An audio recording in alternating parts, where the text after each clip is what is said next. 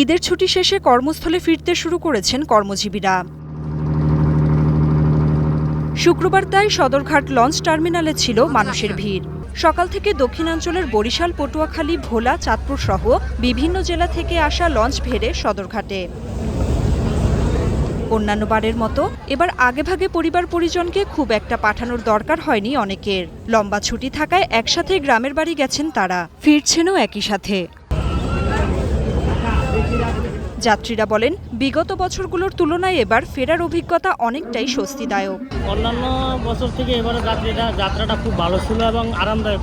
অনেক যাত্রী কম ছিল, মানে খুব ঠান্ডা মাথায় আসছে। আকাশের ওয়েদারটাও খুবই ভালো ছিল, বৃষ্টি ছিল না, মোটামুটি খুবই ভালো ছিল।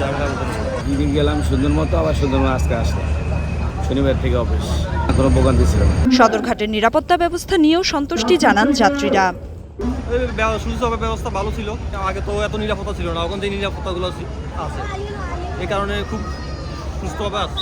বরিশাল দিয়ে গাড়িগুলো চলে, এটা বেশিরভাগ যাত্রীরা আগের মতো দাম দরকার নাই, রাস্তা ক্লিয়ার।